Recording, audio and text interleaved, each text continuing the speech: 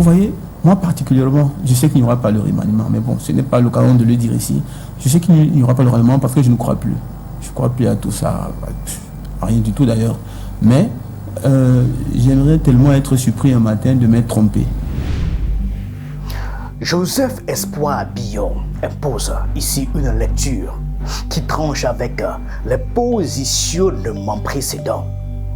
Il ne s'agit pas simplement de remplacer des hommes, ni de débattre des mérites comparés de telle ou telle faction.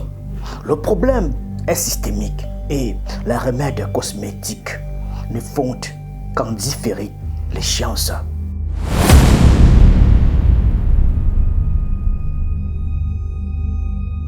Une cartographie des symptômes, aussi rigoureuse soit-elle, ne suffit pas à comprendre la pathologie profonde.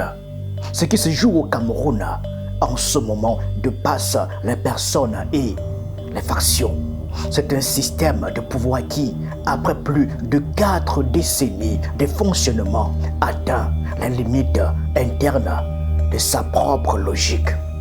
La logique de ce système est connue: concentrer les ressources décisionnelles au sommet, distribuer les rentes d'accès à des clientèles stratifiées, maintenir des équilibres par l'entretien calculé d'une pluralité de factions qui se surveillent mutuellement. Cette architecture a longtemps fonctionné comme un stabilisateur. Les clans s'annulent et le centre reste fort. Mais quand le centre s'affaiblit, la même architecture devient un multiplicateur de blocage. Les clans ne s'annulent plus, ils se figent. C'est précisément ce point de bascule que la crise actuelle du remaniement révèle. La nomination d'un vice-président n'est pas simplement la décision d'un poste. C'est le moment où le système doit trancher sur sa propre succession. Et cette décision-là est structurellement la plus difficile qu'un régime de ce type puisse prendre, car elle implique de signaler clairement vers quel pôle le centre de gravité va se déplacer, ce qui revient à fragiliser tous les autres pôles en même temps. Je ne suis pas un opposant de mauvaise loi. Je ne suis pas de mauvaise foi. Le président de la République, Paul Biya, a toujours eu un gouvernement qui respecte l'équilibre régional. Quand vous allez voir tous les ministres, les 58 départements ont toujours été plus ou moins respectés. Dans chaque département au Cameroun, on retrouve au moins un ministre. Ça, au moins, c'est un exercice qu'il a souvent réussi par le passé. Moi, je crois que la vérité est la seule chose qui régule les rapports entre les humains. Et du coup, je m'accroche à la vérité, qu'elle soit en faveur de Bouba ou qu'elle soit en faveur de Refoué. Et certains diront, tu es versatile, tu n'es pas loyal. La loyauté envers un homme, c'est la traîtrise. La loyauté envers la vérité, c'est l'idéal. Et chaque fois que la vérité sera dans un camp, je m'y trouverai. L'introduction du poste de vice-président par la révision constitutionnelle d'avril 2026 a été présentée comme une modernisation institutionnelle, une mise en conformité du droit camerounais avec les standards régionaux. Mais dans un système où les équilibres politiques sont aussi fragiles et aussi enchevêtrés que ceux du Cameroun actuel, une réforme constitutionnelle de cette portée-là ne se résume pas à une innovation juridique. Elle redessine le terrain des rapports de force. Chaque grande sensibilité régionale, partisane, ethnique, générationnelle a compris qu'elle joue désormais une partie dont les enjeux dépassent largement le prochain remaniement. Ce n'est plus seulement la composition d'un gouvernement de transition qui se discute. C'est l'architecture même du pouvoir post-Biya. Et cette conscience aiguisée des enjeux explique précisément pourquoi le blocage est si profond. Nul ne veut bouger le premier de peur d'être le premier à perdre. Il y a quelque chose qui m'échappe souvent. Le jour de l'élection, chaque citoyen va dans l'isoloir. Il est seul devant sa conscience, devant son âme et devant son esprit. Il fait allégeance à un homme. Quand vous prenez le bulletin, vous le mettez. Vous savez que les témoins de Jéhovah ne votent pas, non? C'est interdit par leur religion. Parce qu'ils ne veulent pas faire cette allégeance spirituelle envers un homme. Quand vous allez dans l'isoloir, vous entrez, vous prenez votre bulletin. C'est un acte symbolique, mais c'est un acte spirituel éminemment profond. Vous faites allégeance à un homme, celui que votre conscience vous convainc. Vous fermez, vous jetez dans l'urne. Quand vous repartez de là, votre âme est connectée à cet homme. On fait comme un mandat, comme une procuration qu'on agrège à un homme.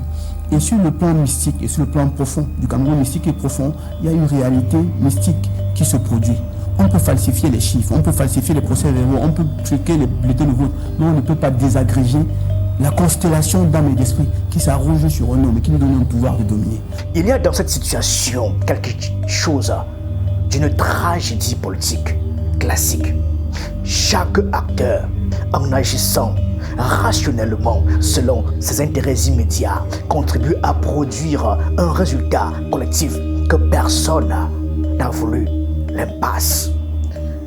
Les économistes nomment cela un dilemme du prisonnier à n'en finir. Les politologues appellent une crise du régime. Les Camerounais ordinaires, eux, l'appellent l'absence de gouvernement, la cherté de la vie et l'attente. Les coups de feu, les séquestrations, les menaces, les méchancetés ne peuvent pas vous apporter le mandat d'un homme qui s'est donné lui-même. Parce que le jour que vous, Bouba Ngomna, vous vous êtes retrouvé seul dans l'isoloir, vous avez décidé de prendre un bulletin sans la pression de personne, devant votre âme et devant votre conscience. La Bible dit ce que vous attacherez sur la terre sera attaché au ciel. Vous avez pris l'engagement devant votre conscience et vous êtes parti vous-même. Vous avez mis dans l'isoloir. Le monde mystique a pris acte. On a enregistré, on a noté. Celui qui est là, lorsqu'il n'a pas cette légitimité mystique, cette légitimité spirituelle, il va beau se battre comme il veut. Il va beau utiliser tous les astuces qu'il veut. En fin de compte, il va quand même échouer. Il va échouer parce qu'il lui manque le poids de son peuple, il lui manque la légitimité de son peuple, il lui manque le soutien du peuple qui l'accompagne au succès. Et tant qu'il n'aura pas le soutien de ce peuple, c'est comme quand vous vous mariez à une femme que vous n'aimez pas. Tout ce qu'elle fait ne réussit pas. Mais elle se bat même à vous faire plaisir, elle se bat à couder et tenir à votre coutume, elle se bat à faire votre religion, mais tout ce qu'elle fait sera toujours mauvais. C'est ce que le président Paul Biya est devenu pour le peuple camerounais. Ce que la crise du remaniement a d'irremplaçable pour le débat démocratique, c'est qu'elle rend visible ce qui était jusqu'ici dissimulé par le fonctionnement ordinaire de la machine d'État. Elle expose le système nu. Elle expose d'abord la fiction de la toute-puissance présidentielle. Pendant des décennies, le régime Biya a fonctionné sur la croyance cultivée, entretenue, ritualisée en la maîtrise absolue du chef de l'État sur tous les leviers du pouvoir. Cette croyance était un outil de gouvernement. Elle servait à décourager les ambitions alternatives, à légitimer l'immobilisme comme choix délibéré plutôt que comme incapacité et à transformer les défaillances de gouvernance en mystère présidentiel. La crise actuelle fissure cette fiction de manière irréparable. Elle expose ensuite l'absence d'institutions réellement autonomes. Dans un état de droit mature, une vacance ou un affaiblissement du pouvoir exécutif ne produit pas la paralysie généralisée parce que les institutions, Parlement, justice, administration sectorielle continuent de fonctionner selon leur propre logique et leur propre temporalité. Au Cameroun, la dépendance de l'ensemble du système administratif aux décisions de la présidence est telle que l'hésitation au sommet se propage immédiatement à tous les étages de l'appareil d'État. Elle expose enfin le prix politique de la longévité au pouvoir. 44 ans, c'est plus qu'une génération politique. C'est le temps nécessaire pour que la structure du pouvoir se confonde avec la personne qui les exerce, pour que les alternatives institutionnelles s'atrophient faute d'usage et pour que la question de la transition devienne non pas un problème démocratique ordinaire, mais une question existentielle pour l'ensemble du système. puisque le peuple l'a rejeté devant son âme et devant sa conscience, tout ce qu'il va essayer de faire ne va pas marcher. Donc je sais que son gouvernement n'arrivera pas. Je sais qu'il ne nommera pas, mais je vais être surpris parce que je ne suis qu'un humain. Je n'ai pas la science infuse. Donc je ne suis pas Dieu pour dire que ce que j'ai dit est une parole d'évangile. Mais je ne crois plus à lui parce que je suis convaincu qu'au-delà de tous les pouvoirs au monde, il y a Dieu. Il y a Dieu qui est le juge suprême et il y a Dieu qui décide de toutes choses. Face à ce diagnostic, deux grandes familles de réponses se dessinent dans le débat public. La première est réformiste. Elle estime que le système peut se corriger de l'intérieur, qu'un remaniement ambitieux introduisant des nouvelles compétences et des nouvelles générations peut redonner de l'impulsion à l'appareil d'État et que la nomination d'un vice-président légitime peut amorcer une transition ordonnée. C'est globalement la thèse des défenseurs du régime. La seconde est structuraliste. Elle considère que les blocages actuels sont trop profondément enracinés dans la logique du système pour être résolus par des ajustements personnels. Changer de tête sans changer les règles du jeu, sans refonder les institutions sur des bases de redevabilité réelle, sans rétablir une concurrence politique effective, ne ferait que reproduire sous de nouveaux visages les mêmes équilibres dysfonctionnels.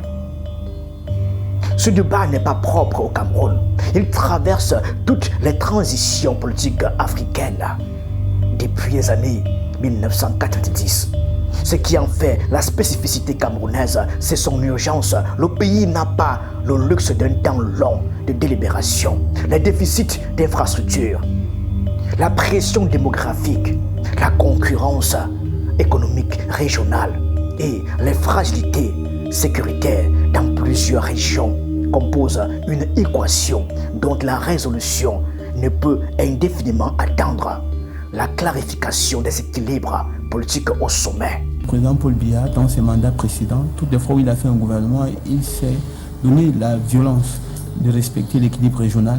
Et mieux que ça, il a essayé à son niveau. Il faut déjà reconnaître que le président Paul Biya n'est pas un homme isolé. Il a des équipes qui travaillent également. Il y a, je crois, l'Office national des ressources humaines de la présidence de la République du Cameroun qui est bien managé par les services de renseignement, par le secrétariat général, par toutes ces équipes qui travaillent pour pouvoir apporter au niveau de celui qui a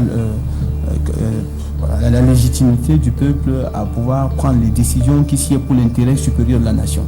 Joseph Espoir Billon, en portant ce regard global sur le système, ne conclut pas à l'inéluctabilité du désastre, mais il refuse les consolations faciles. Il pose la question dans sa vérité nue. Est-ce que le Cameroun est encore en mesure de produire depuis ses propres ressources politiques et institutionnelles la réforme dont il a besoin? Ou faut-il attendre que la pression de la réalité économique, sociale, sécuritaire impose ce que la volonté politique ne peut plus décider? C'est la question qui demeure ouverte. Elle ne trouvera pas de réponse dans un décret de remaniement ou dans la désignation d'un vice-président. Elle se résoudra ou ne se résoudra pas dans ce que feront ou ne feront pas les Camerounais avec la crise que le système leur a léguée. Merci.